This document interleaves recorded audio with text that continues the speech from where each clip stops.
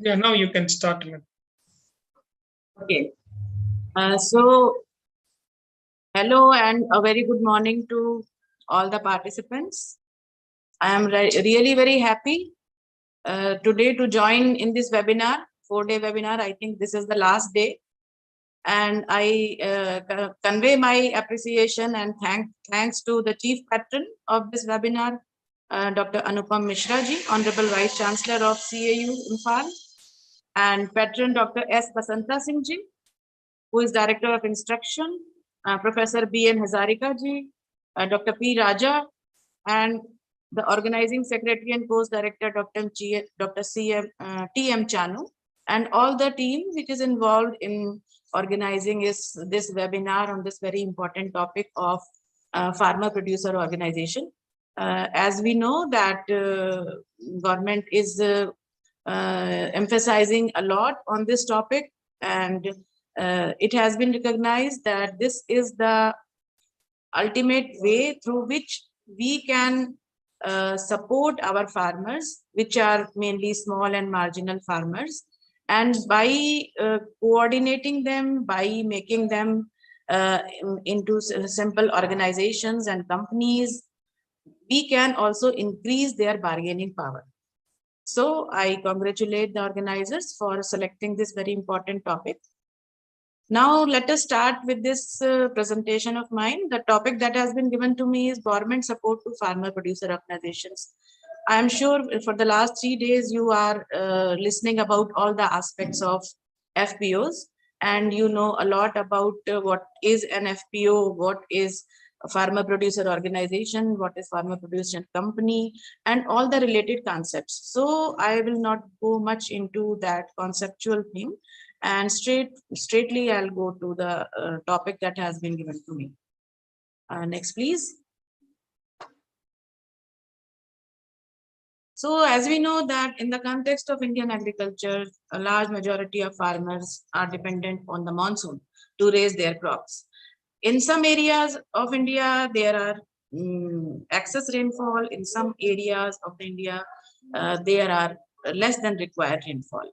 As I understand from in northeastern region, the problem may be some different regarding the monsoon dependency or untimely rainfalls. And in Rajasthan, from where I belong, there are different type of aspects. But more or less, the problem of the farmer is that there is unpredictability. Unpredictability of monsoon leads to unpredictability of the yield, and the risk and uncertainty that is involved in the agriculture sector that increases. Being small farmers mainly, they also have a natural disadvantage, so that they are not able to take advantage of the economies of scale. As students of economics, you might be knowing that economies of scale only are received when the scale of production is high. So when the scale of production is high, then there are some cost effectiveness and efficiency in cost, so that the production can be had at less cost of production. And when you are having less cost of production, then it increases your profit margin and also increases your bargaining power in the market. So because small farmers, marginal farmers, they do not have these economies of scale, their cost of production is high. When they are preparing their land, using tractors, using threshers or some other type of heavy machinery, then their cost is high. So so in absence of these economies of scale, they are also not able to make high investments in their land. So it is a very good initiative by the government of India to make these farmers work together, so that these economies of scale can be achieved by them. And the limited investment capacity of these small farms, which is an area of great concern for the farmers and for the government, this can also be dealt with. Similarly, use of crucial inputs such as quality seeds, fertilizers, irrigation water, and credit, etc., when they are together, when they are in a bunch, in a group, in an organization, then they are more likely to have access to these things, and access to these things in required quantities, in the quantities which has been recommended by the agronomists, or by the other scientists related to agriculture sciences. So being together is very important. Then similarly, like inputs, like investment, the access to consumer market is also very important. When you have higher production, then we see that in years of higher production, the prices go down. And why is that? This is because the supply chains in the agriculture sector, they are not well defined. And when the supply chains are not defined, then the access of the small farmers to the consumer market is a little bit shaky. So it is very important so to form them in groups so that their access to the consumer markets that becomes more easy. So these are the different aspects of agriculture production: inputs, then investments, then the supply chains, access to consumer market, access to insurance and risk avoiding strategies. All these ensure that they should be organized in groups or companies or some legal entity so that they are able to get the benefits of the government systems, government machinery, government schemes. Next, please. Next, please.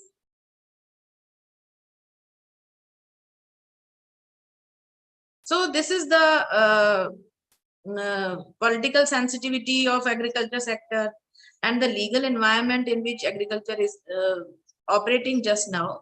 So there is a gradual recognition on the part of the government and on the part of the all the development economists and other stakeholders that these challenges can be overcome only through collectivization of the farmers into producer organizations. Producer organizations can be of different type. Producer organization is a general term, and these producer organization can be producer companies, or they may be trust, or they may be cooperative societies, or any other form which is legally possible. Next, please. So over the years, this has been continuously being discussed by the government, by the different stakeholders, by the farmer groups, that this environment is suitable for making of farmer producer organizations. Several initiatives has been taken by the government and the apex financial institutions, like we know that National Bank of Agriculture and Rural Development, NABARD, is the apex institution in case of agriculture credit. Then Small Farmers Agribusiness Consortium, which we call it SFAC. Then other private donor organizations, then bilateral and multilateral foundations, etc. So all these institutions, through various rounds of discussions, have come forward to support the growth of farmer producer organizations and to facilitate how to organize them into groups, what will be the conditionalities, how the policy will work. So a policy has been framed in this context so that these farmer producer organizations can be managed throughout the country. Next, please. So let us talk about the policy landscape. What is the policy landscape? Department of Agriculture and Cooperation, Ministry of Agriculture, Government of India, has identified farmer producer organizations which have been registered under the special provisions of Companies Act 1956. This Companies Act 1956 has been further revised or updated in 2013. This Companies Act 1956, this is the most appropriate institutional form around which the farmers have been collectively leveraged into binding by forming the farmer producer organization for their production as well as for their marketing. So what is the vision of this whole policy landscape? The vision is that collectivization of producers, especially the small and marginal farmers, into producer organizations. And the purpose of doing this is to improve their access to investments, technology, and inputs and markets. Next, please.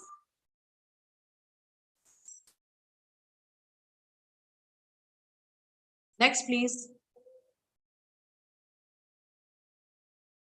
So the policy that governs these FPOs is National Policy for the Promotion of Farmer Producer Organizations 2013. This has been passed by the Department of Agriculture and Farmer Welfare, Government of India, Ministry of Agriculture. So this is the main regulation under which the Government of India will work as a nodal agency for the implementation and growth of FPOs. So what is the mission? Why this has been done? The mission is to promote economically viable, democratic, and self-governing farmer producer organization. Here, economically viable means that sustenance of the FPOs is very important. They should be able to sustain with their own help by gradually leaving the crutches of government funding or government subsidies, and by having proper margin, make them economically viable and sustainable. And the meaning of democratic is that whatever the directors, board of directors has been elected by them or nominated by them, they should be done in a democratic manner. And self-governing means that the people who are governing these bodies, farmer producer organization, may it be the chairman, or it may be the treasurer, or may it be the directors, as per the different forms of FPOs, they should be from within the farmer community itself. So how it can be done? It can be done through providing the required assistance and resources by the government. So there may be different type of assistance. First assistance is policy action. What type of policy is needed? What is the minimum number of farmers which are required to make an FPO? Then under what policy they will be given financial assistance by the central government or by the state government through different agencies. Then how input supplies can be integrated into the FPOs, how they can be connected to different input supply chains. Then how technical knowledge, that is the extension scientists, extension programs of the government, or extension scientists of the different SAUs, how they can be incorporated with these farmer producer organizations. Then financial resources, how the financial resources can be managed, whether they can be subsidized, or whether they need some type of grant from the government, or whether they can be made self-sustainable through their own resources, and what is the infrastructure that they require. So these are the different points which are covered under this policy. Please.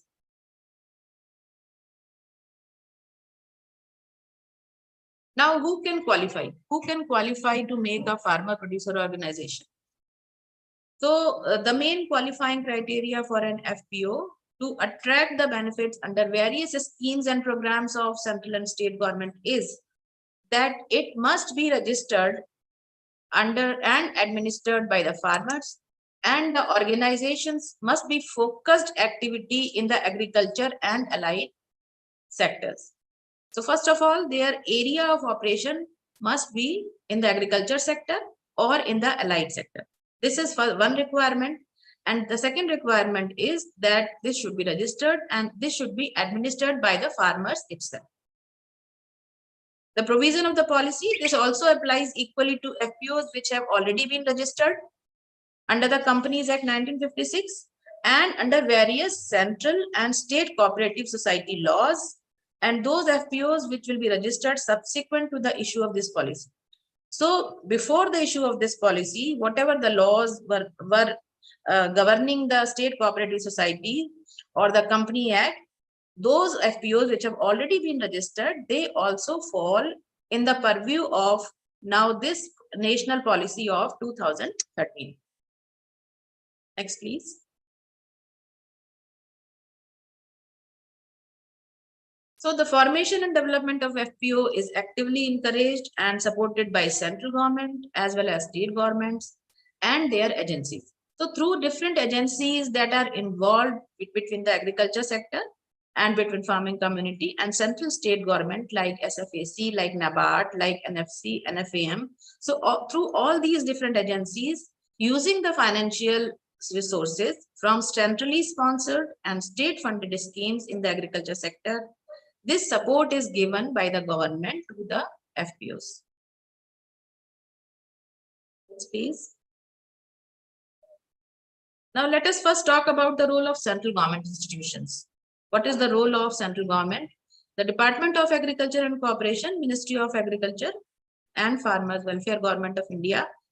It is the nodal agency for the development and growth of the policy which regulates the conduct and the formation and operation of different farmer producer organizations. And SFAC, that is Small Farmers Agribusiness Consortium. This is a society under the Department of Agriculture and Cooperation. So this is the designated agency of DAC, which acts as a single window for technical support, for training needs, for research and knowledge management, and to create the linkages between investment, technology, and markets. So this is a single window agency, this Small Farmers Agribusiness Consortium, and it manages all type of services which is to be given to farmer producer organizations. This type of services, they may be technical services, how to incorporate these FPOs in the mainstream, then training, maybe capacity building and awareness campaigns are being made for farmer producer organization, for members of these FPOs. If trainings are required, then these trainings are also conducted from SFAC. Then research and knowledge management, whatever new research, new technology, new production requirements, recommended varieties, whatever new research is going on, then conveying these research and knowledge management to these FPOs is also governed by this SFAC. And to create the linkages of investment, how money will come into farming sector, linkages of technology, how different type of technology, different type of machinery, how they will be linked, and then how market will be linked. Market linkages are very important.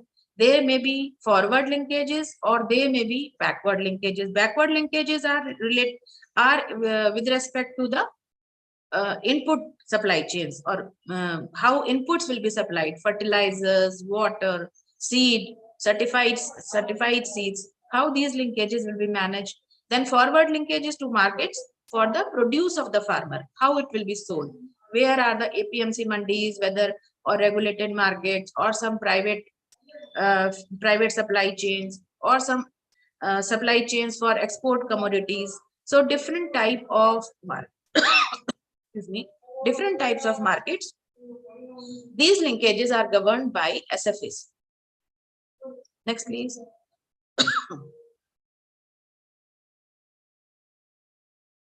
So let us see how this SFAC works in a little detail.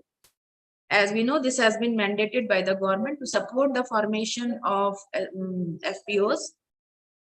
The initiative of SFAC started in 2011 and 12.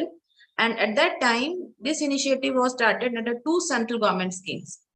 One was the National Vegetable Initiative for Urban Clusters, and other one was the Integrated Development of 600,000 Pulses Village in rain-fed areas.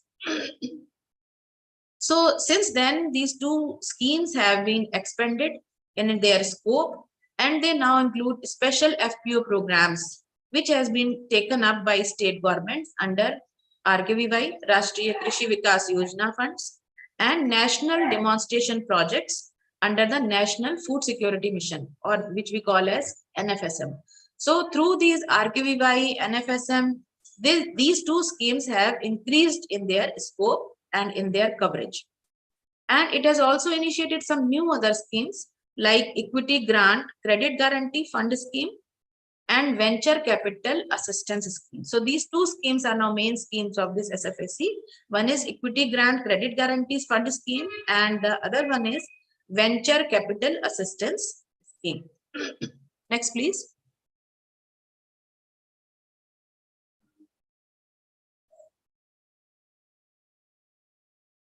Under SFAC, the scheme for promotion of farmer producer organization was proposed to promote and support the farmer producer organization by providing sustainable finance. So financial assistance is also given by the SFAC through these two schemes which I have just named. And it will be the respective agency of Department of Agriculture and Cooperation to serve as a single window for technical support, for training needs, for research and knowledge management, and for the creating the new linkages. SFAC will provide the overall support to state governments, either through the state governments or directly to FPOs, and or to the agencies, other agencies they may be, which are engaged in the promotion and development of FPOs.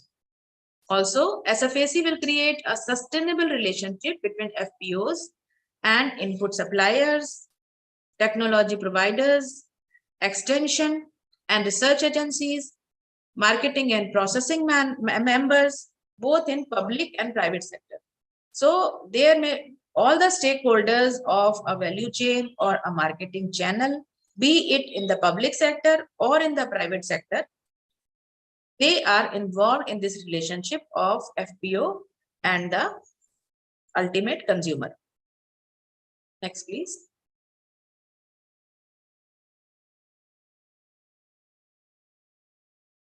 So let us see what are the different stages of FPOs and the requirement of funds. Whenever a new farmer producer organization is made, then it goes through three phases: phase first, phase second, and phase third. First phase we can call as incubation and early stage. At this time in India, which have been made either by the private agencies or through SFAC or through NABARD, they are mostly going through this phase one or incubation and early stage. In this early stage or phase first, government support is required for grant, financial grant, for training and capacity building, for creating exposure among the farmers by training them, by making them aware about different type of organizations from where they can get support, and system development. The whole ecosystem of the farmer producer organization is to be developed in this phase first. Here the financial need of the FPO revolves around the cost of mobilizing farmer. First and foremost is the cost of mobilizing farmer.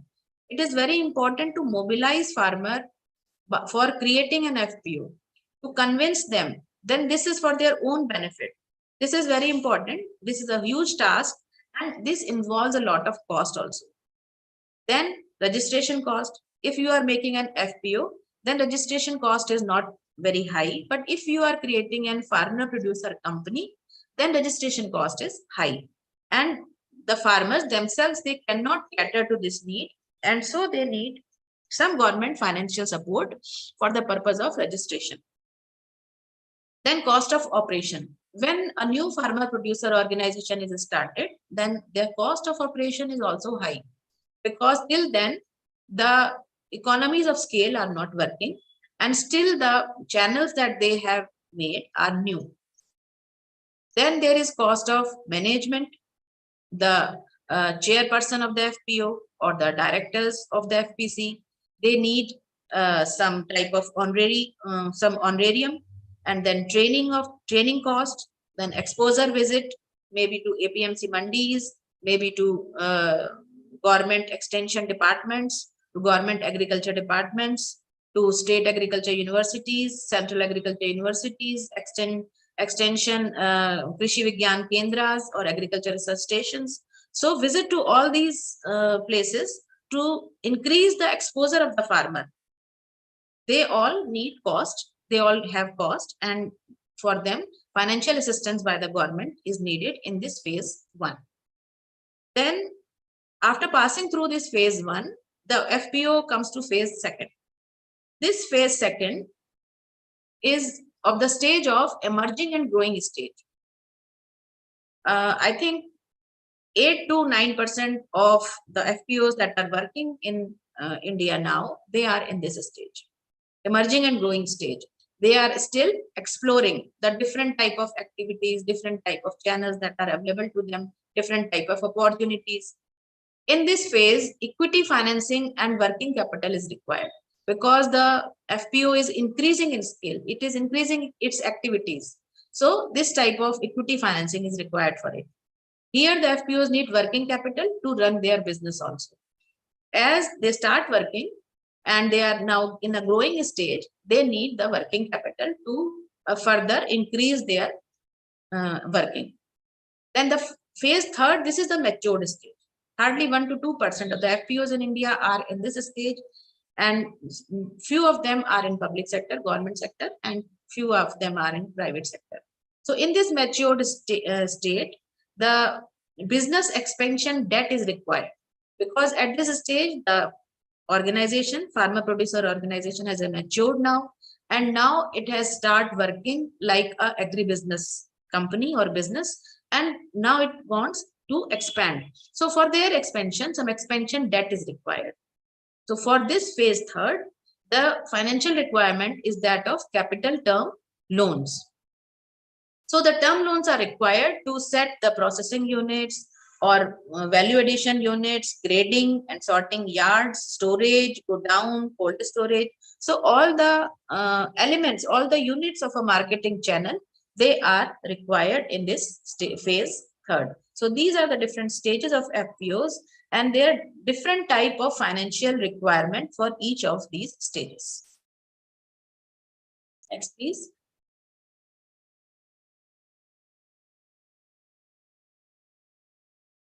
Now, what are the different sources of finance? From where they can get the finance, these FPOs? First of all, they have their own resources. Maybe the reserve and surpluses of previous years are there, which they can use an own resource for personal financing. However, in case of a new PC, this opportunity will not be there. So this may be one of the source. Then a second source is suppliers credit and advance payment from buyers. Maybe the suppliers who are supplying the agriculture production or any other agriculture commodity, they have some sort of credit which they have obtained from the credit companies or from potential buyers and sellers. Persons who are the potential buyers of these commodities, it may be possible that they might give them advance payment. So this may be another source of finance to these FPOs. Then grant support. This grant, capital support and assistance. Then two major initiatives to support the FPOs are support to the equity base of FPOs by providing the matching equity grants or setting up of credit guarantee fund to provide cover to banks which advance loan to FPOs. So these two types of grant support is being given by the government. One support is to the equity base, to make the equity of the FPOs, the main equity which is required for the formation of the any FPO, some amount of money is required as equity base. So this equity base grant is there, or the government gives this credit guarantee fund to the banks so that banks provide loans to these FPOs to cover them, to give the guarantee to the banks that this credit that you have given to FPOs is guaranteed by the government. This type of CGF credit guarantee fund has been made by the Government of India. These two types of schemes are being implemented by Small Farmers Agribusiness Consortium, SFAC. Next, please.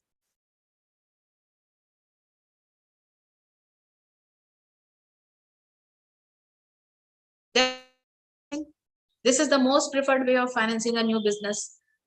Here, the direct obligation is to pay the interest on the money which has been lent by any financial agency or any financial institute. Like we start any business, then we take loan from any financial agency or from bank, and then we pay interest, some agreed upon interest on that money which they have taken as debt.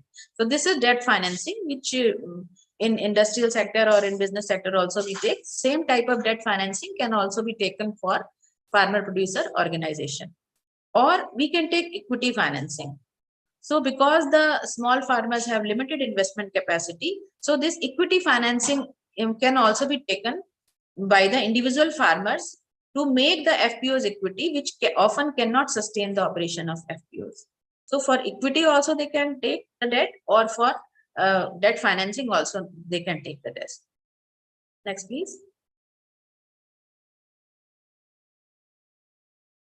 So working capital requirement, to meet the credit requirement of FPOs, there are some financial players who are active in this space. There are some private players also, and then government is also there through SFAC, and NABARD is there. NABARD is providing assistance for working capital through its different type of schemes, which we will discuss further.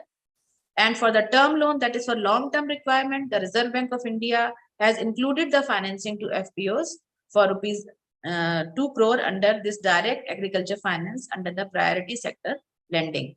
The priority sector lending scheme to the agriculture sector is also cover these term loans for the farmer producer organizations. So all types of debt requirements of farmer producer organization, may it be for working capital, may it be for equity, may it be for long-term term loans, fixed loans, all type of funding requirement for FPOs has been provided for. Next, please. Then FPOs can also avail these warehouse receipt finance. Like individual farmer, when they keep their product in warehouse and through the receipt of these warehouse, they get loans. Similarly, FPOs also, if they keep their agriculture production in some warehouse and they get the receipt, then they also can show this receipt to the under the PSL guidelines, and they can have a finance through this receipt also. And up to this rupees INR 50 lakh against the pledge or hypothecation of this agriculture produce that they have kept in the warehouse. And also by keeping the warehouse receipt to the financial institution, they can get a loan of 50 lakh rupees. And this loan is for a period not exceeding 12 months, which is included in the PSL guidelines. Next, please.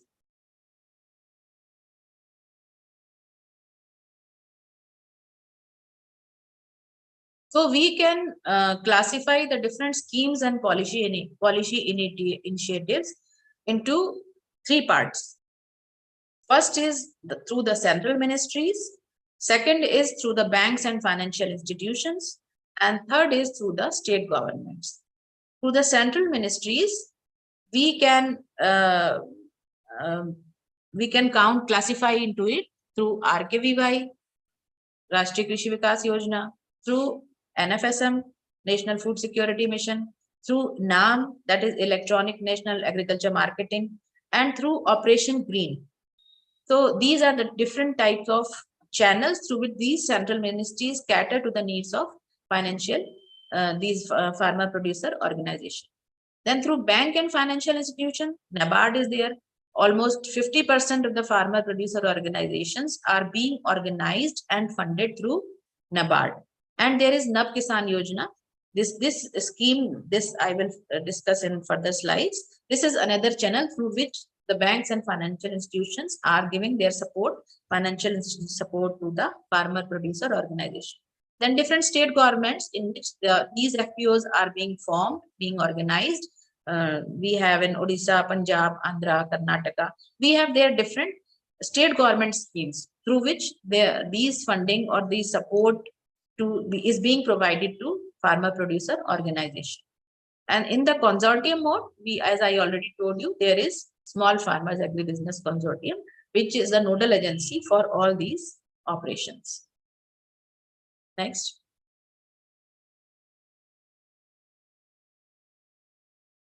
First of all, let us see what are the different schemes under NABARD. These schemes run under the name of Producers Organization Development Fund. This is one channel through which NABARD gives their support to farmer producer organization. This PODF, this is used to support the producer organizations across 3 levels. One is credit and grant support. Second is capacity building. And third is market linkages. So in these 3 channels, this support is given by this PODF. The objective of this fund is to meet end-to-end requirement of producer organization, as well as to ensure that they become economically viable as soon as possible. Then mobilization of farmers to cover the initial expenses of formation of any FPO, and then mobilization activities, registration funding, and maximum support of rupees 30,000 per FPO has been provided. Then establishment and registration, for the establishment registration, 40,000 support of rupees 40,000 per FPO is being provided. Minimum shareholder member should be 100 at the time of registration, and the shareholder membership is to be increased to 500 at the end of third year. So this is the policy guideline through which these FPOs are to be governed. However, the POs formed in Northeast and hilly states and the LWE districts, the shareholders may be member may be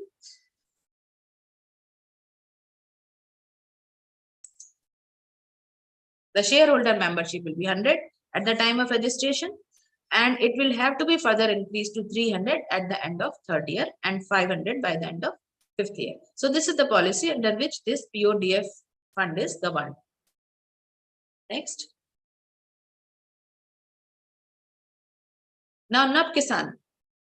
This is the NAB Kisan Yojana. This is the Yojana of Tamil Nadu, and this has been supported by NABARD. This NAB Kisan Finance Limited. This was formerly known as Agriculture Development Finance Limited, Tamil Nadu. This was incorporated under the Companies Act 1956 in 1997. So now it is working as a legal entity, and the main objective of this company is to provide credit for promotion, expansion, and commercialization of enterprises which are engaged in agriculture sector or allied sector or rural non-farm activity also. So for rural non-farm activity also, for some artisan, for some handicraft, for some small scale home industries also, these industries, they may also make producer organizations, and they can take the benefit of funding through this NAB Kisan Yojana. This NKFL is provided support for livelihood or income generating activities, and these and it extends credit to panchayat level federations, trust and societies. So once you are organized in some trust or in some cooperative societies or some other type of societies and you are registered, then you can make use of the funding given by NAB Kisan. Next, please.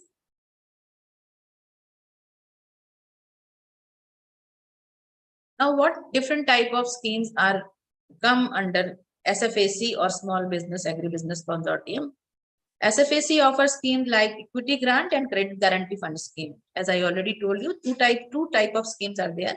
One is for equity and one is for banks, so that they are able to give credit to the farmer producer companies or organization. So the main motto for giving these two type of fund is to improve the availability of working capital and development of business activities of farmer producer organizations. Then SFAC also promotes development of small agribusiness through its VCA scheme for value added processing and marketing linkages. Then it is also implementing the ENAM or National Agriculture Market Electronic Trading Platform, which is being promoted by the government to increase the access of farmers to all over India and outside India also through digitalization of this agriculture marketing. The purpose of this scheme is to provide for a single unified market for all the agriculture products with much higher price discovery for farmers. Because when a lot of sellers and buyers are interacted on this ENAM platform, then naturally the price discovery is better for the agriculture product that the farmer is selling.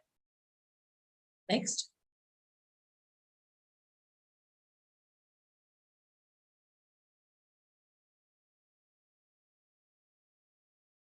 So now let us discuss these two schemes one by one. First is Venture Capital Assistance Scheme.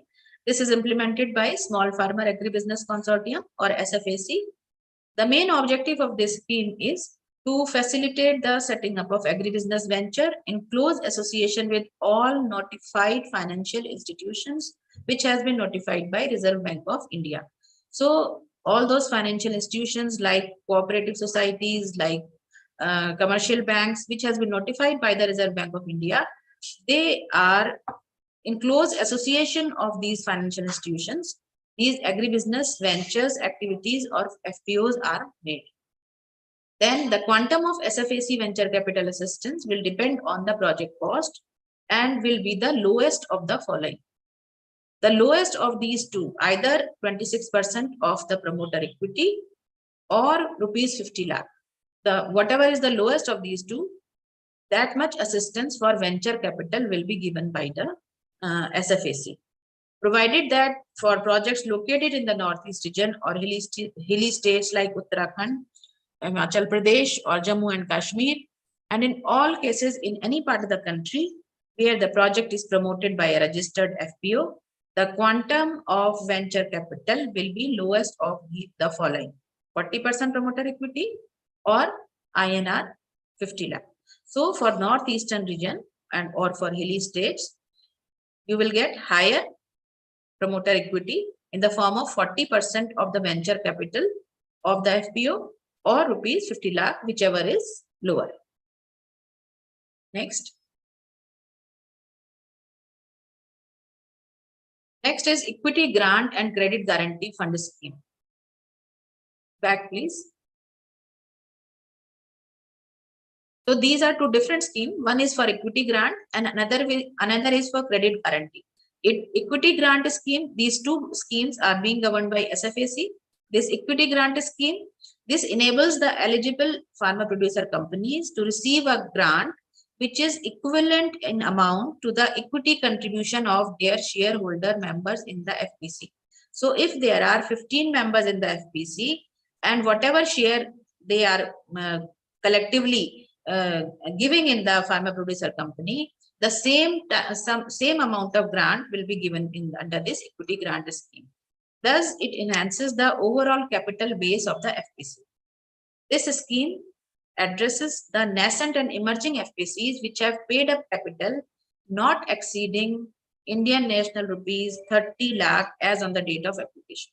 So, for smaller FPOs which have equity capital of rupees 30 lakh, which they have collectively contributed in the form of shares through its members, they can get as much amount as they have collected through this equity grant scheme of SFAC. Next. Next is credit guarantee fund scheme. As I told you, the main objective of this fund is to cover the eligible lending institutions, whatever the lending institutions registered under the RBI, they are covered under this credit guarantee scheme, so that they are able to provide collateral free credit, because whatever credit they are giving to FPC, they are not getting any collateral from the farmer producer companies or organizations against them. If a bank provides some loan to the farmer, mainly this loan is guaranteed. That loan is guaranteed by the land that the farmer has or by the machinery that he has. But on such type of loans which are provided by these banks to farmer producer companies or organizations, they are collateral free. So to give the guarantee to the banks or financial institutions, the government covers their risk for providing of this type of financial assistance by the banks or financial institutions, so that their lending risk is minimized in respect of the loans not exceeding rupees 100 lakh. Next, please.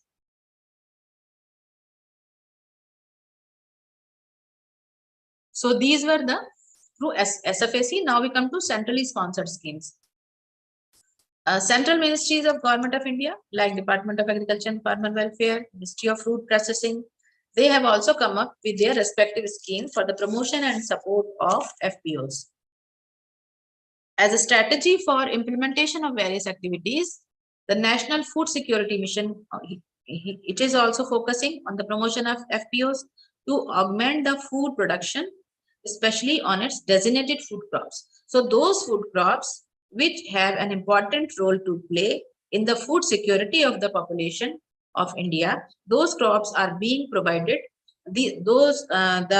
assistance is being provided by NFSM for promotion of farmer producer organization in those crops.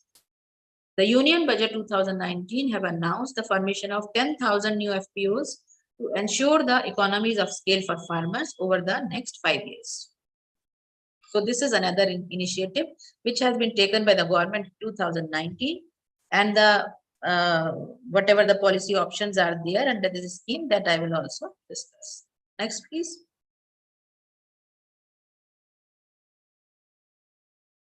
So central government, first of all, they can give the assistance through Rashtriya Krishi Vikas Yojana. This is remunerative approaches for agriculture and allied sector rejuvenation through RKVY Raftar. This RKVY, this Yojana was initiated in 2007. And this was an umbrella scheme for ensuring the holistic development of agriculture sector by allowing the states to choose their own agriculture and allied sector development activities as per the district or state agriculture plan. So this is planning from below, from the district level or from the state level. So for particular district, what type of agriculture and allied sector development activities are required, those activities may be considered by the state agriculture departments, and the funding to those may be given through the RKVY umbrella scheme. These RKVY guidelines have been revamped for RKVY Raftar to enhance the efficiency, efficacy, and inclusiveness of the program. Many other activities have also been included. So the inclusiveness of the program has been increased, and the farmer producer organization activities, their formation, their awareness campaigns, their trainings, they also are being covered in this RKVY guidelines now. Next. The nodal department of this RKVY Raftar is Department of Agriculture, Cooperation and Farmer Welfare, state departments. And the objective of this scheme is for making farmers a remunerative economic activity through strengthening the farmers' effort, their risk mitigation that is involved in the farming, and the promoting the agribusiness entrepreneurship. So that any farm entity, any farmer, it may work like an agribusiness firm at a professional level as a professional businessman, agriculturist. All such type of entrepreneurship development activities, they are also being covered under this RKVY. Next, please. Then central and state fund share. Under this scheme, the centrally sponsored scheme and the Government of India and state share, their share is in the ratio of 60:40. That is 60% of the fund is being provided by the central government, and 40% of the funds are being provided by respective states. And funds are made available to the states in 2 installments of 50% each. That is half yearly. These funds are being released by the central government. Next, please.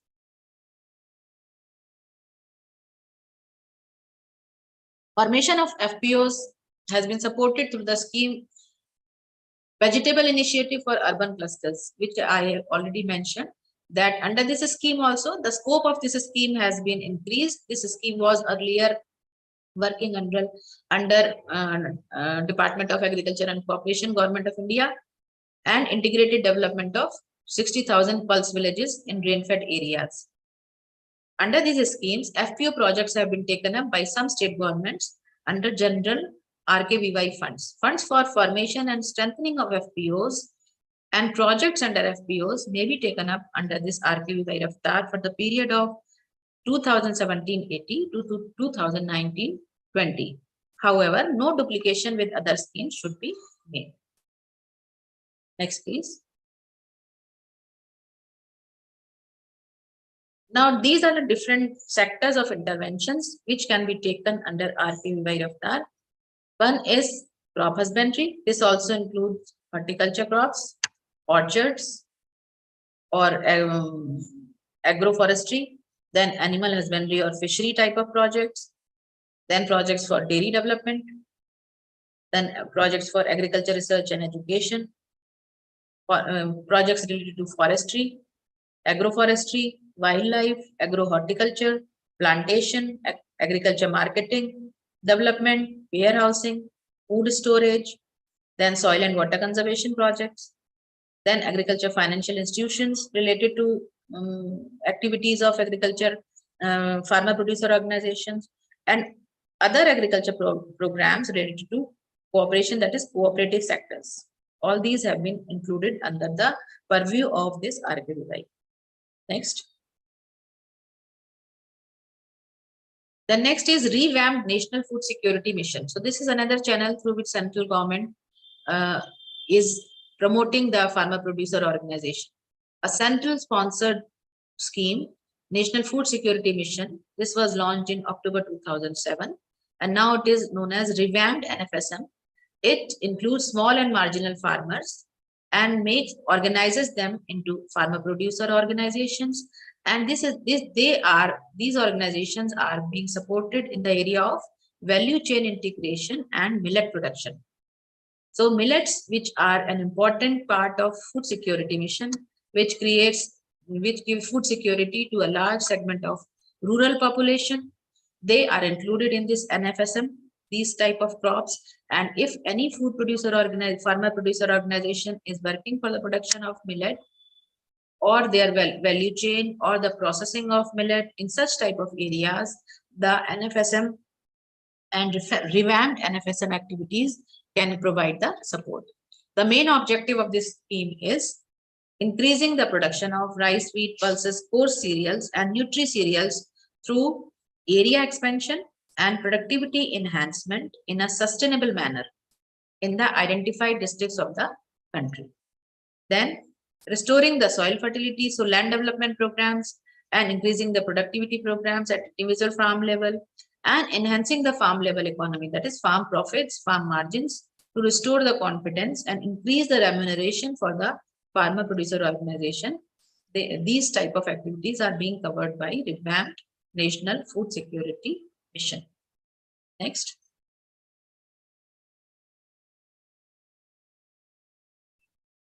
Then what is the quantum of assistance?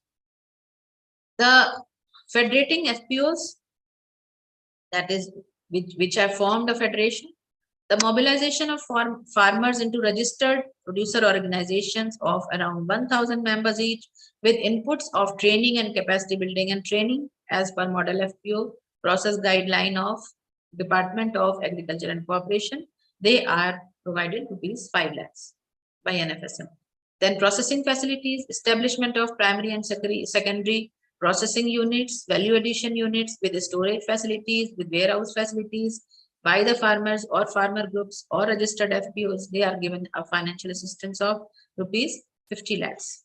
Then marketing support, branding of these farmer producer organization, which is very important to make them competitive in today's markets. And then marketing, including organic certification of millets, along with millet kitchen, registered FPOs at the rate of rupees 5 lakh per FPO for one-time support only. So for branding activities, for making their brand registered, and for advertising and others, organic certification, such type of activities, rupees 1 lakh for one-time support. This is provided by revamped NFSM. And the web link for this type of assistance is as given in the last slide. Next, please. Then some support is also being given through National Cooperative Development Corporation and NAFED. These two units that were which were already working in the field of cooperative societies, they also are they have increased their scope. They are also including these farmer producer organization, and those cooperative societies which were already registered through this NCDC and NAFED. Now they are also being treated as farmer producer organization, and they are also being provided financial assistance through this Companies Act 1956 and 2013. Next, please.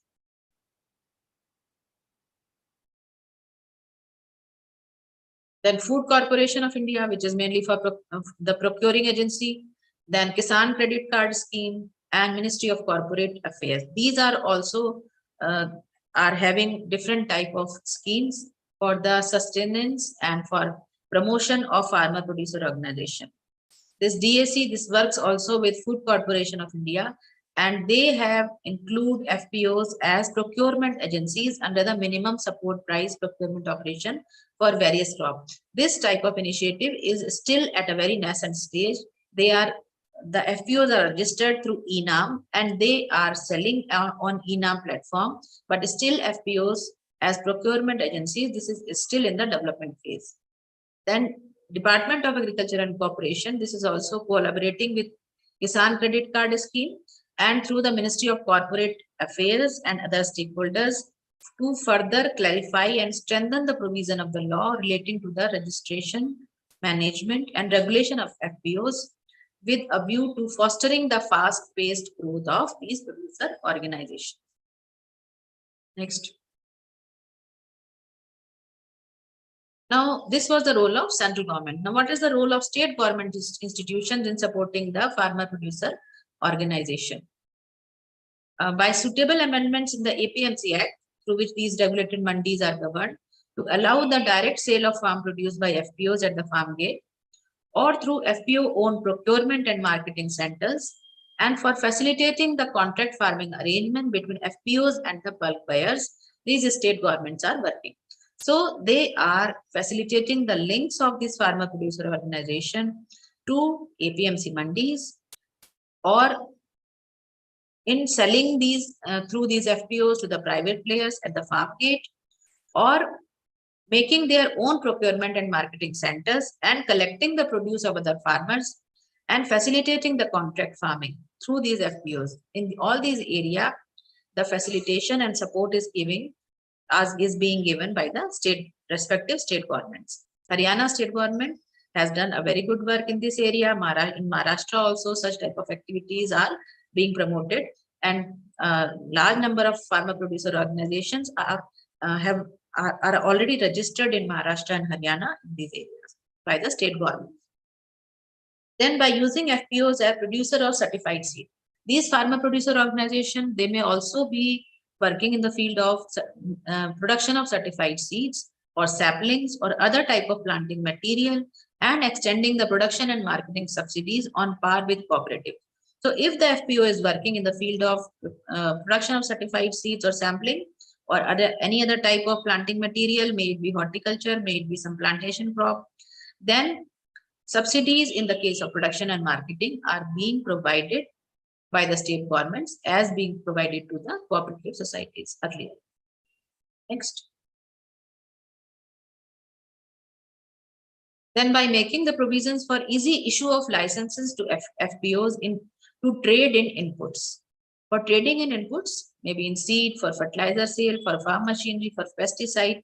So issuing of licenses within a short duration time is being facilitated by the state governments.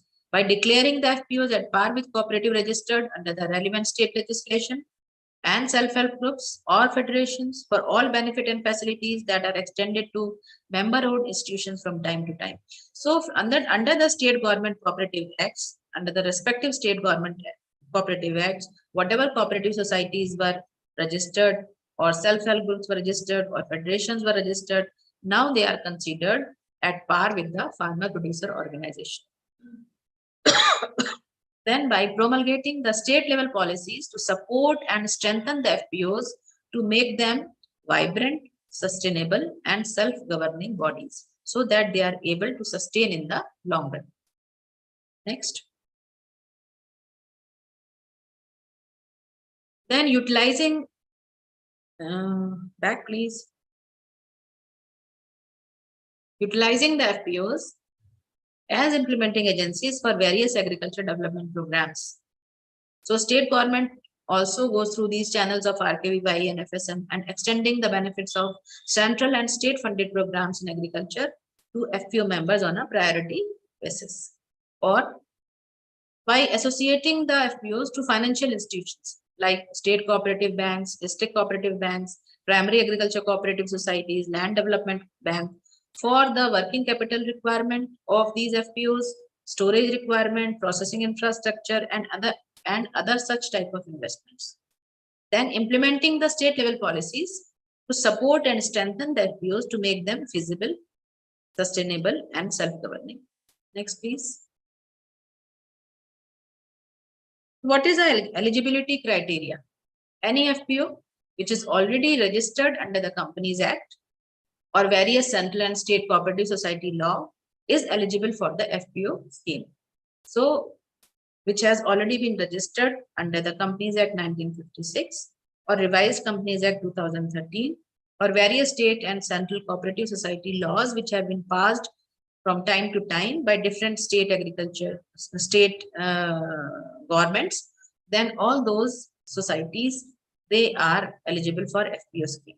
The FPO should be registered and administered by farmers, and also the organization should be focused on activities related to agriculture and allied sector. The only requirement is that the work of the FPO should be within the agriculture sector and allied sector like dairy or horticulture or and such other type of allied sectors. Next, please.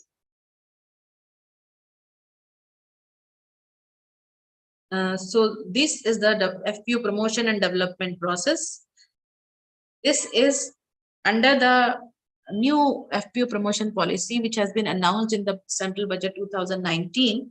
So this is the policy through cluster identification. Under this policy, the government has announced to promote 10,000 farmer producer organization through cluster identification. At present, I think 5,000 or 6,000 farmer producer organization have already been registered under this approach.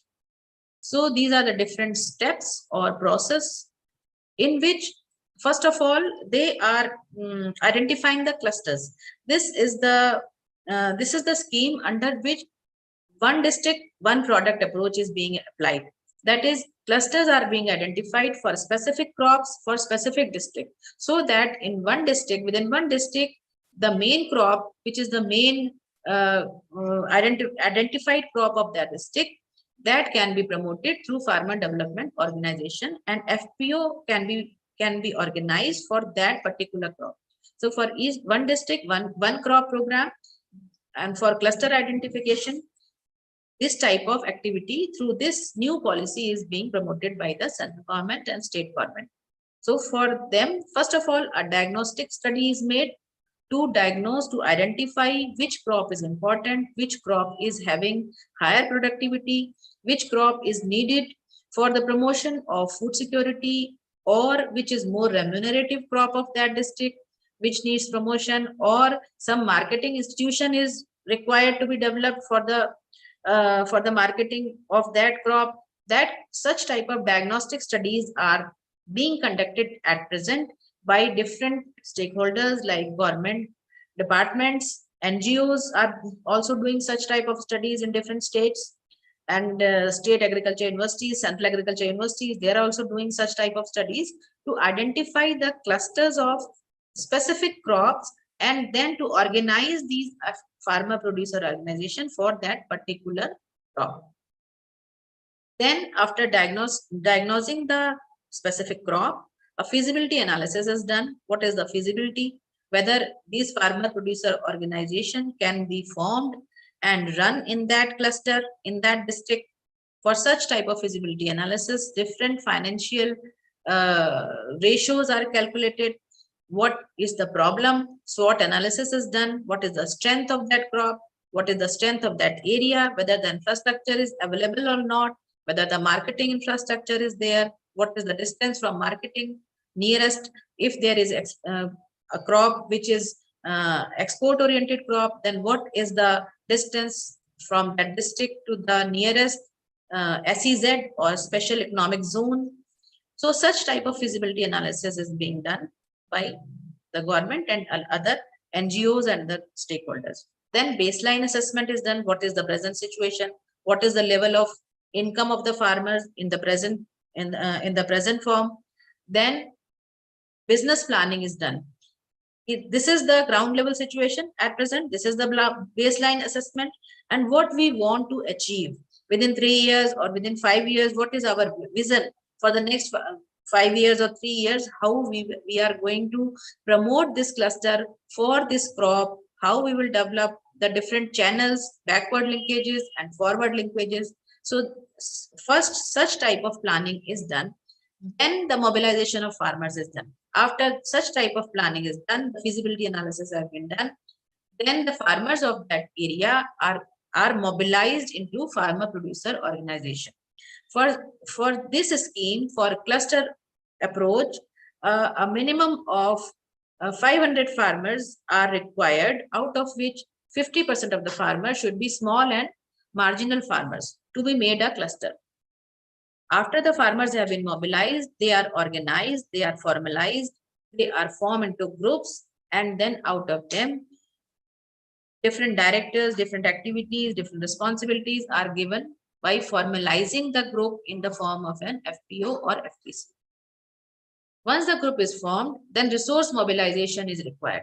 Resource mobilization, different avenues for resource mobilization, as I have already told you, through central government schemes, through state government schemes, through NABARD, through SFAC.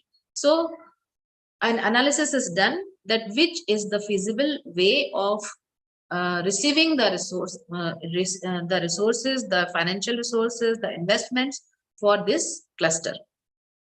Then what are the other system development, whether they need an office, they need some shed for auction, or whatever their other requirement are, such type of development are governed by the system development.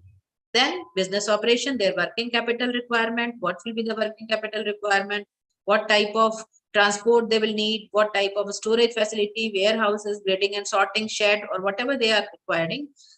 All these things are being managed in this business operation. And then assessment and audit.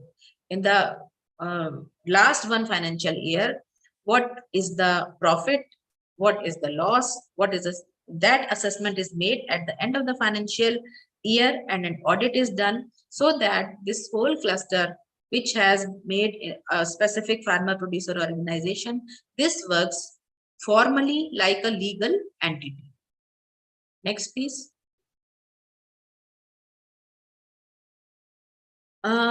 So the latest trend in this case is in 2019, as I've told you, Prime Minister Narendra Modi ji announced that about 10,000 FPOs will come up in India, and the equity grant scheme and credit guarantee scheme for the two primary programs which were introduced to FPOs to avail the funds to support their activities.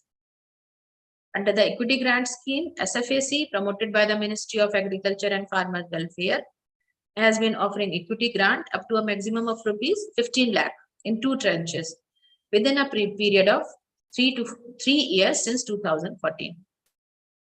A minuscule number of farmer producer organizations have been able to secure the grants.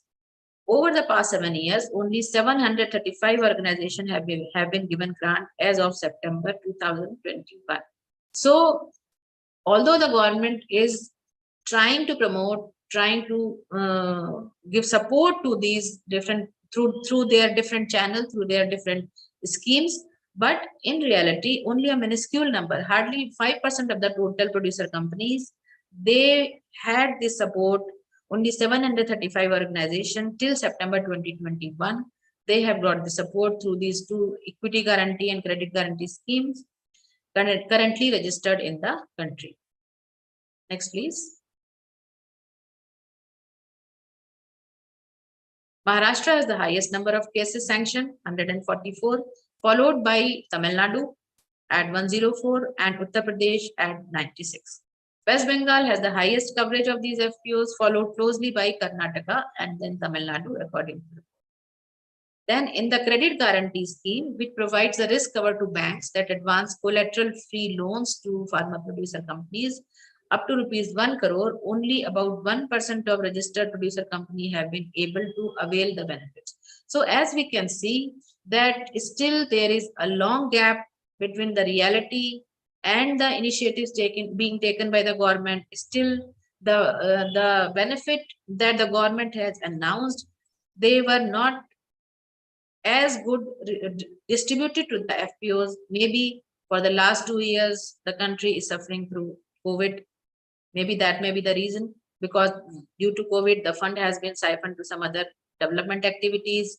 And all the government programs that were being run, they were stalled. So maybe due to that, or maybe some other reason, this government support to farmer producer organization, this still has to go a long way.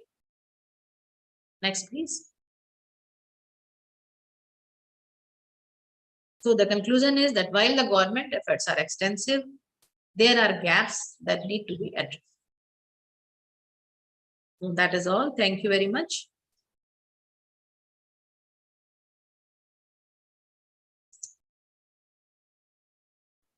Did you also have to?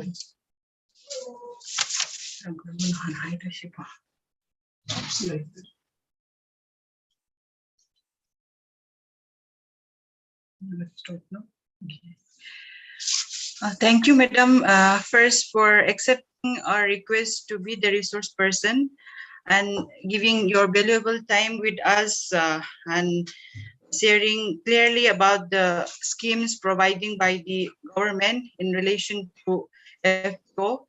We will be seeking your support in future also, Madam. Of your reply will be positive whenever we come with such type of proposal. And now the session is open for all for sharing your doubts. If anybody has anything to ask, please, you can ask your doubts now.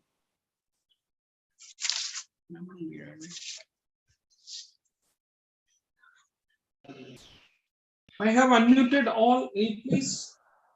You can unmute and ask the question directly to the madam.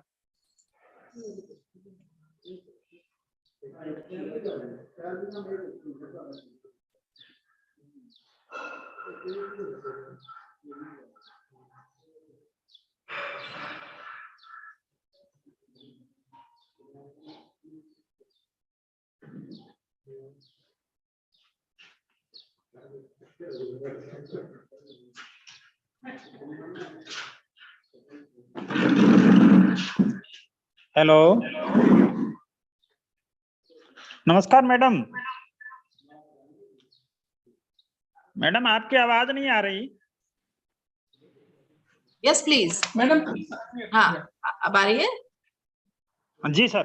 Ji ji ji madam. Okay madam, हमारा ये प्रश्न था हाँ जी कि equity grant कुल कितनी तक मिलेगी और एक किसान को कितनी ग्रांट मिलेगी?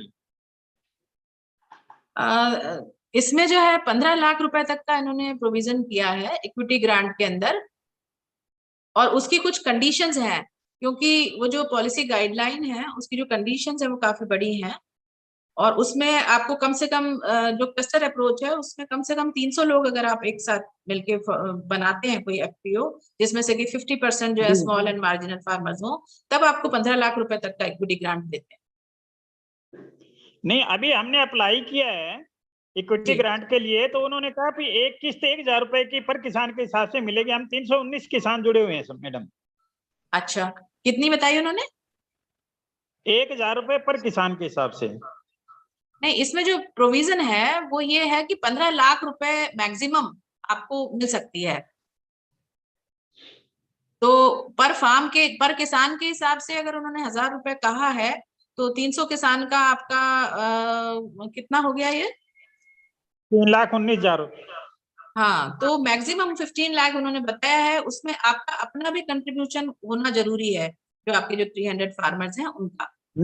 हमारा इन 319 किसानों का 12,16,800 रुपए है मैडम। अच्छा, तो उनको इतना देना चाहिए फिर, एज पर पॉलिसी गाइडलाइन इतना तो है उसके अंदर, मैक्सिमम 15 लाख रुपीस तक को दे सकते हैं। जो सीए ने जो तैयार किए हैं डॉक्यूमेंट्स, वो उनमें 3,19,000 रुपए देने का उन्होंने बताया है कि भाई 3,19,000 रुपए मिलेंगे आपको। आपने कहाँ पर अप्रोच किया है, किसमें? ये जो है SFFAC में अप्रोच किया मैडम। अच्छा, तो उनसे एक बार पूछिए कि इसमें कहाँ क्या प्रॉब्लम हो रही है, क्या चीज इफेक्टिव है, क्योंकि एज पर पॉलिसी में तो इस तरह का उन्होंने दिया है। अब उसमें कहीं उनका कोई इफ एंड बट होगा तो वो आपको बता देंगे कि किस तरह की एक्टिविटीज खरीदेंगे। आप प्रोडक्शन के लिए कर रहे हैं कि मार्केटिंग के लिए कर रहे हैं, उसके लिए भी अलग अलग टाइप की एक्टिविटीज के लिए भी अलग अलग है, जो कि काफी डिटेल में है। तो एक बार आप उनसे मिलके एक बार बात करिए कि किस तरह की एक्टिविटीज के लिए आपको चाहिए और उस तरह की एक्टिविटी में कितना मैक्सिमम पॉसिबल वो दे सकते हैं। दूसरा मैडम, ये मेरा क्वेश्चन था कि ये रजिस्ट्रेशन फीस और मैनेजमेंट कॉस्ट ये जो कौन सी एजेंसी देगी एफपीओज को? सर इसमें दो है, एक तो अगर आपने फार्मर प्रोड्यूसर ऑर्गेनाइजेशन बनाया है अगर, तब इसमें तो बहुत ज्यादा रजिस्ट्रेशन फीस नहीं है, 3,000-4,000 रुपए तक का ही रजिस्ट्रेशन फीस है। और अगर फार्मर प्रोड्यूसर कंपनी बनाई है तब उसमें खर्चा ज्यादा है, तो ये भी आपको एसएफएसी ही देगी, है ना। वो उसमें लगभग आपके 10-12 हजार रुपए लगते हैं, तो वो भी एसएफएसी का वो ही उसके अंदर ही देगी, वहीं से मिलेगा जो टोटल लोन मिलेगा आपको। ठीक है madam, okay, thank you.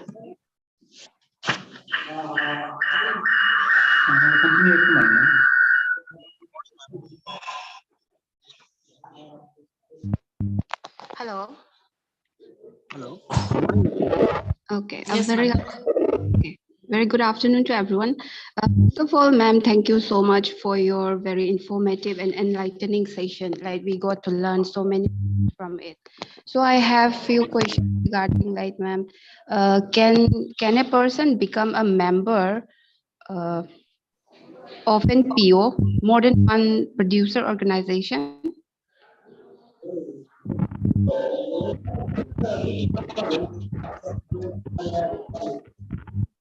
Hello. I could not get your question. May you repeat? Yes, yes.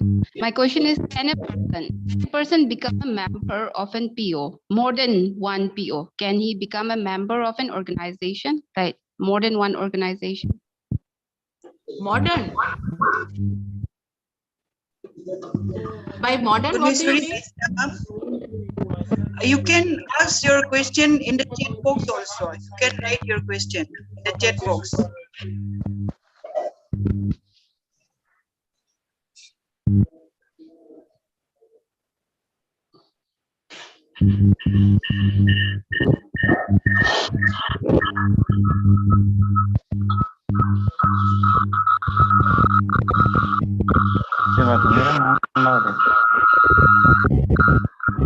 As far as I could understand her question, I think she is asking that any person can become a member of farmer producer organization.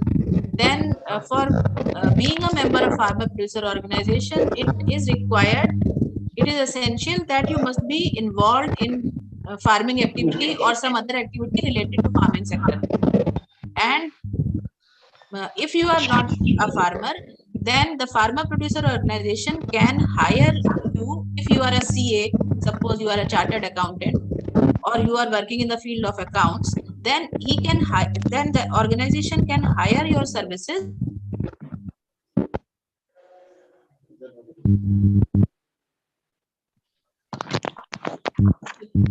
Other participants, those who are asking questions, please unmute yourself. These noises can be avoided. Please mute yourself.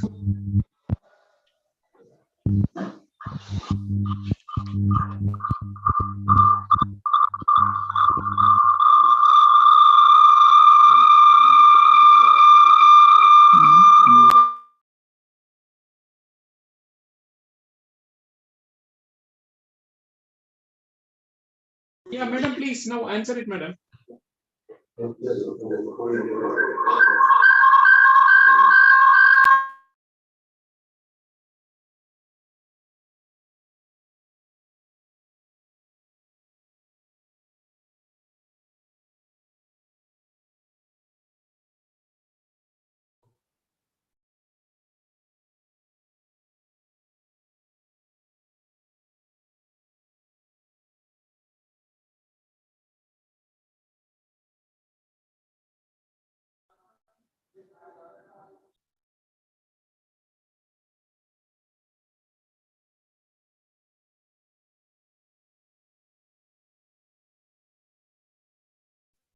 It seems Madam has some internet problem. So let's wait for 1 or 2 minutes. Let her join again, and then we'll clear all your doubts.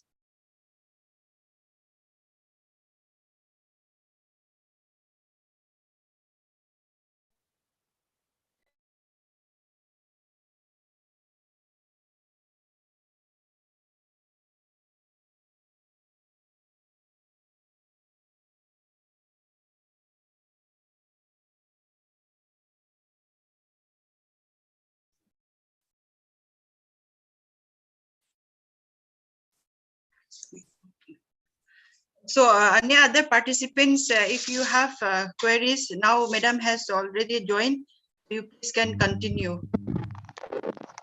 Okay, ma'am, is my now? Hello. Yes, please.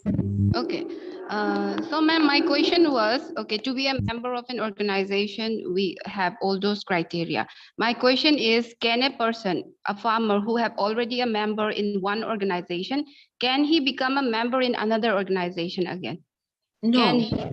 No. no. If he is a working member in one organization, he cannot join in another organization. Okay, ma'am. Thank you. And ma'am, one more question I want to know is like regarding this financial assistance and the subsidies, like one of the important body from whom we are getting is NABARD. So apart from financial assistance, what other benefits NABARDs are giving to this farmer organization? The work of NABARD is mainly as far as limited to financial assistance only, because it is a bank. It is mainly related to financial sector. So the financial assistance basically is provided by NABARD. Other type of support is being provided by state government agencies. Okay, ma'am, thank you. Like actually, ma'am, in some of the reviews, when I go through it, I find that NABARD, apart from providing financial assistance, they are also helping this PO in marketing their produce also. So in that area, I want to know. No, that they can provide financial assistance for marketing projects. They can provide financial assistance for creating the warehouses or storage, such type of things they can do. Okay, ma'am. Thank you so much. Well, Good afternoon, ma'am. good afternoon.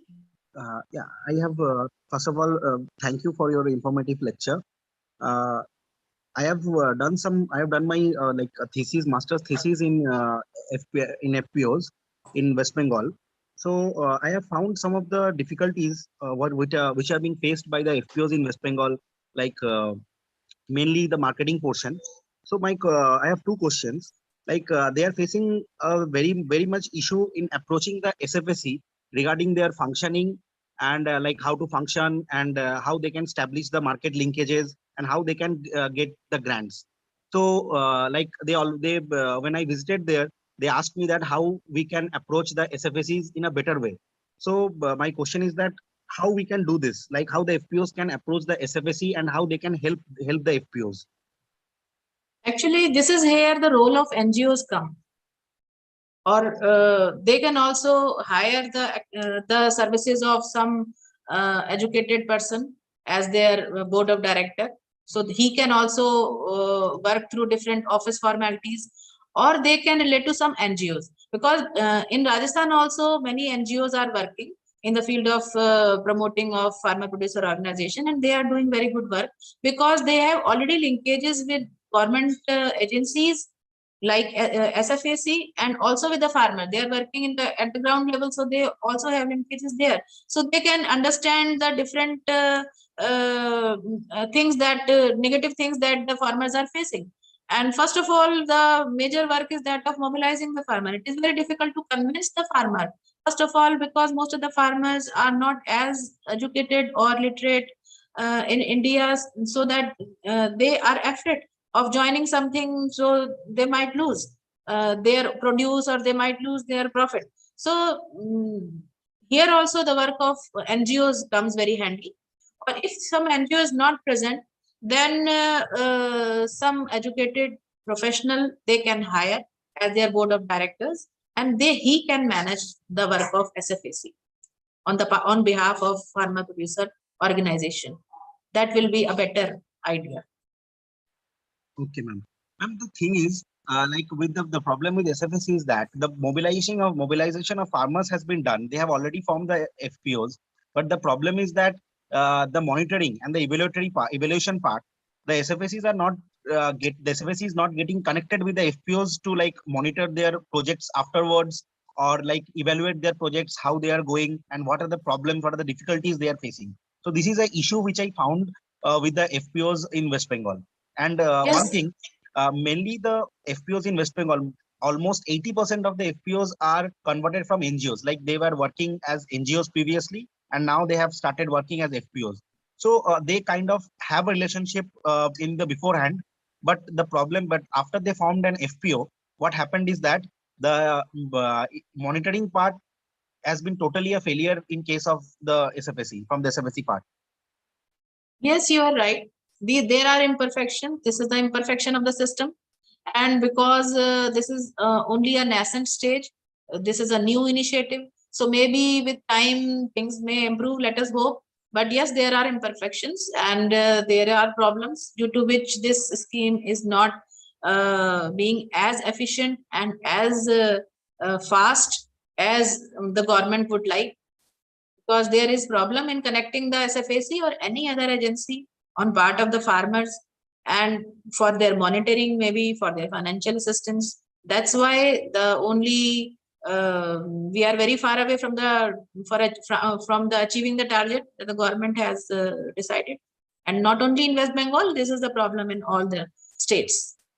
Okay, thank you, ma'am, about the first question. And the next question is that, I want to know your point of view, that what could be the possible strategies or what could be the possible plans to overcome this gap. Okay, that FPOs are facing the problems which they are facing, like how we can overcome this, because the government has already laid down a few guidelines and they have planned this scheme throughout. But what is happening is that the FPOs are not yet at the receiving end. They're not receiving the proper guidelines. They are not getting the proper information. So what can be done to overcome this situation or overcome this difficulty? As I already told you, while working in the field of farmer producer organization and being associated with many of them, I have seen that the main problem is that unless you keep one professional for the marketing part, which could associate you to the ENAM platform, and one professional for the monitoring part, like for assessment of your funds and to approach the government agencies. Unless these two type of professional you keep with the FPO, you are not able to perform well, because you need professional assistance. This professional assistance at this present time, government says that you hire, but unless the funds are there, FPOs cannot hire on their own part when they are not getting the fund for themselves, for their own activities only. So I think the better situation would be if the government designates someone or government provide the hiring charges from their own side, or some other type of, maybe like they have kept lower level officials in the revenue department or lower level officials in other agriculture department. They might provide some such professional help at the level of panchayat or block who could help the farmers. Unless this is done, this is very difficult to handle the very complicated policy guidelines which has been made by the government. Yes, ma'am. Funding has been definitely has been an issue. Thank you, ma'am. Thank you, ma'am. May I have one question there? Yes, please. I will suggest that there is in FPO there is a provision of keeping and some chief manager there, and government is quoting there for their salary part, and they have to develop their business plan. And you told that FPO is managed by the board of directors. I think the success or failure is depend upon the how active of the board of director is there, and how efficient is the change manager and accountant is there. Because government has nothing to do with that. The chief organizer and board of director has to ascertain the strength and weaknesses.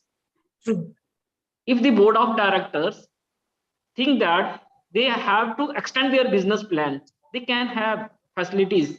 Government and the board is only to extend the loan and other monitoring benefit, but actually whatever being done by, that is done by the policy making of the board of director along with the chief organizer. It is wonderful lecture, ma'am, and I think you cover so much area, long, extensive, and very well deliberated the lectures.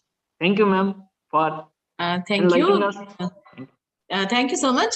I think you have identified or underlined the main thing, that assistance is one thing, policy is another thing, financial help is or grant is one thing, but unless the persons and who are working for that pharma producer organization, they are not passionate about what they want, what is their mission, unless they are not passionate about working and reaching up to their goal, all these things, they become zero.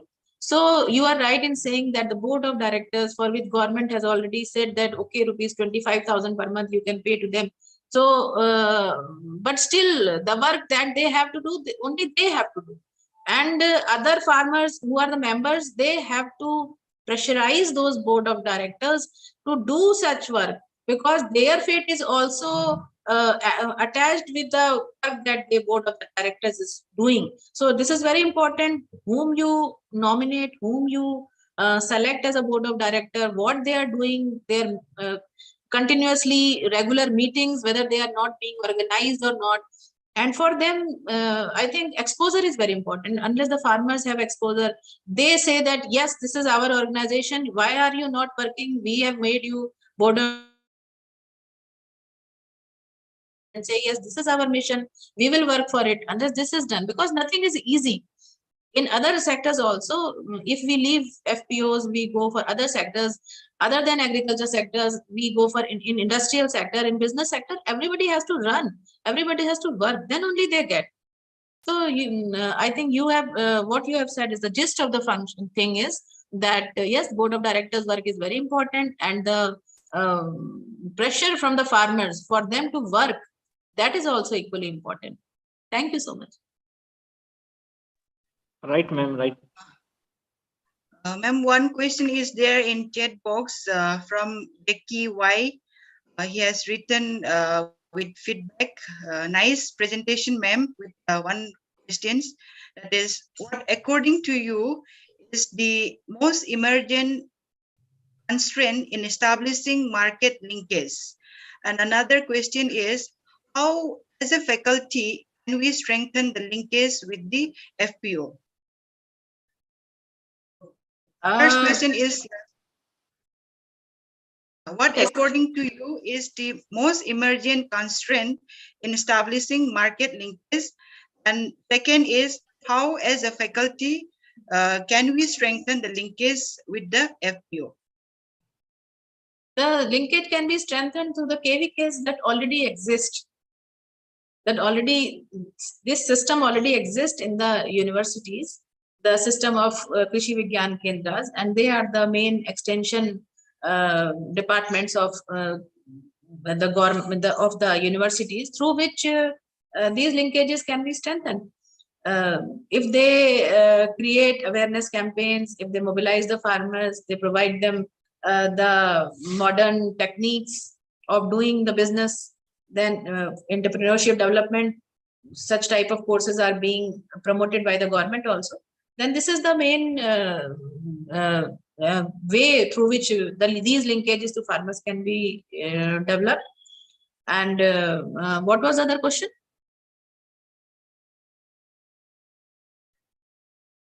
The most emergent constraint in establishing market linkages. Yes, I think the demand creation is the major constraint at present, because FPOs have been made at some places by the governments, at some places by the NGOs, and in some other places by the universities also.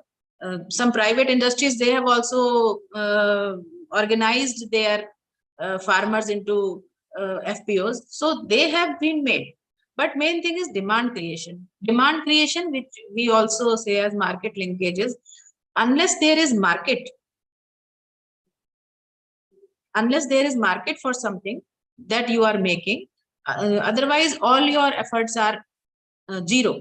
So to make them economically viable, this demand creation or market creation or market linkage, this is the most important thing in my opinion.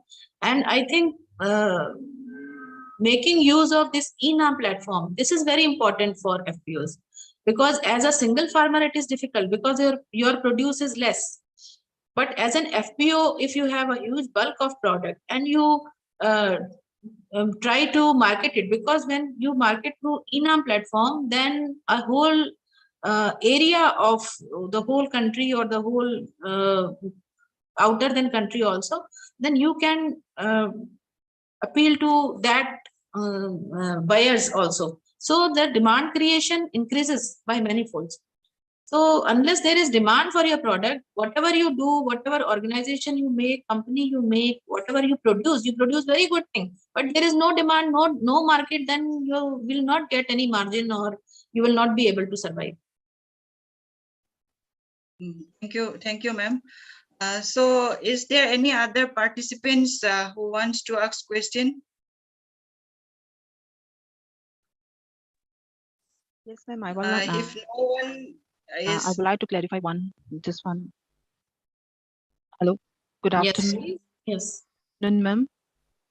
A very good afternoon, ma'am. Ma'am, thank you so much for the informative lectures. I have one question, ma'am. Actually, the question is there any standardized scoring method of FPO, like including from financial, then management, social, and environmental score, ma'am, till now? Coding. What you asked? Pardon?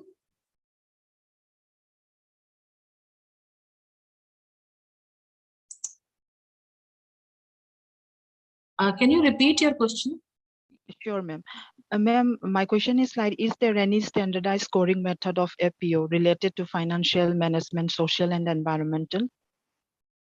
A standardized procedure, the different process, different steps of the process I already discussed in the presentation, different type of phases and different steps to be taken while facilitating the development of FPO.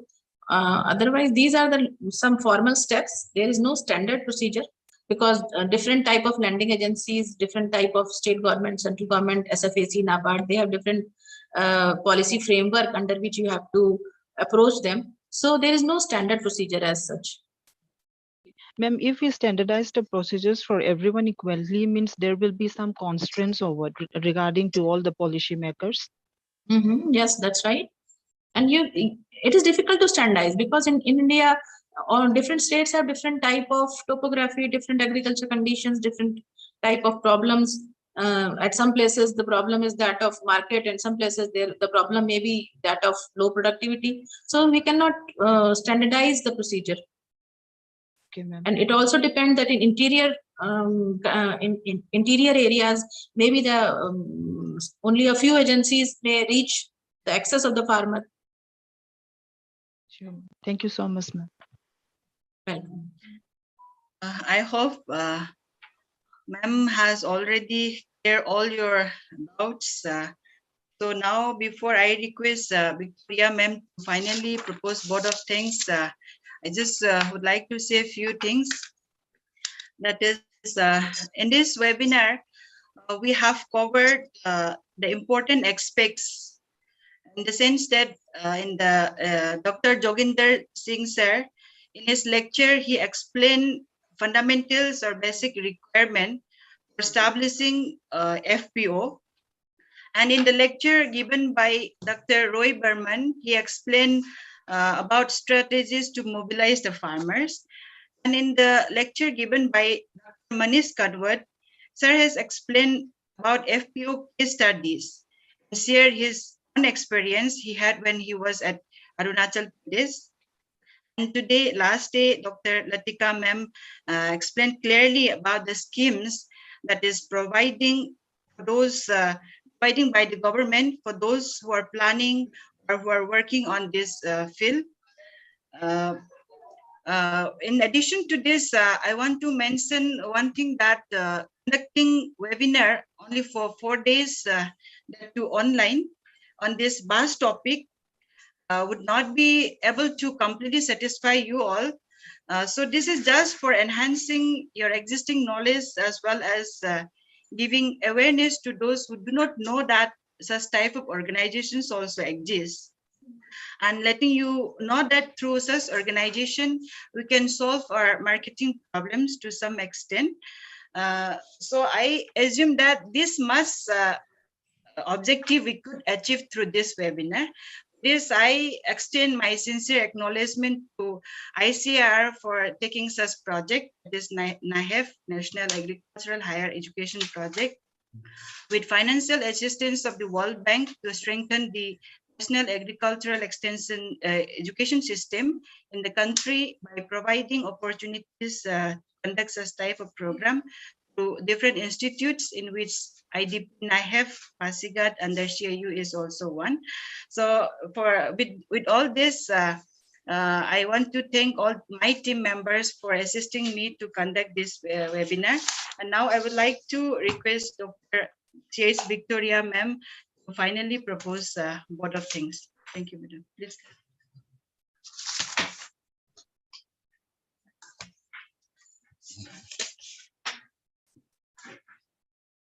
A very good afternoon to those who are present in this platform today. Today, again, we are blessed with a very informative session from Madam Latika Sharma.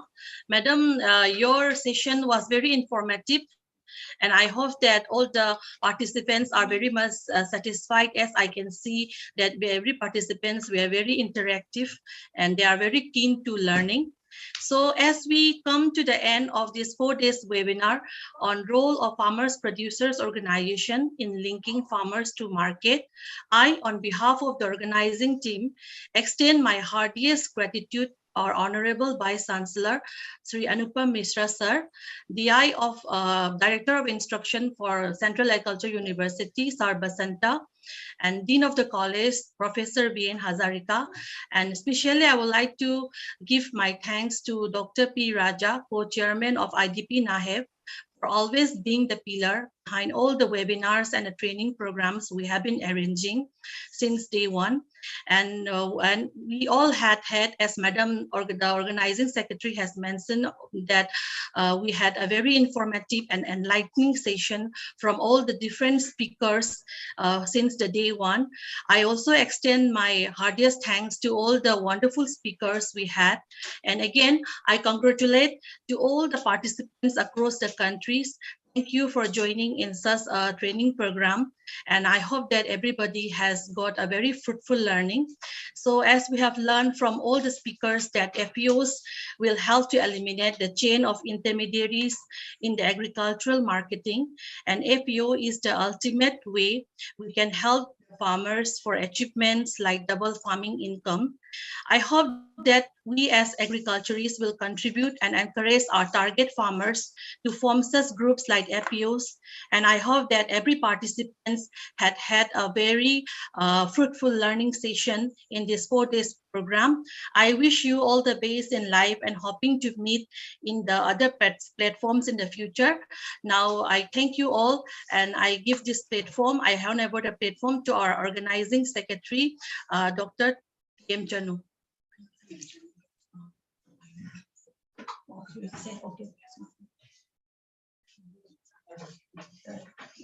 Thank you so much, Dr. Victoria. Such a wonderful vote of thanks. And dear participant, I thank you so much for 4 days you have been with us. And I have given the feedback link to you all, and I hope you have received it. Please fill that form, and then you will get the certificate by Wednesday or Thursday next week. Surely you will get it. And I thank you, Madam Latika Sharma. You have nicely, you have even taken more extra time to answer all the questions which you have raised by our students. Thank you. The so pleasure much. is mine. Thank you. It was very nice being joined with you. And I also learned a lot of things from you. Thank you. Okay. Thank you.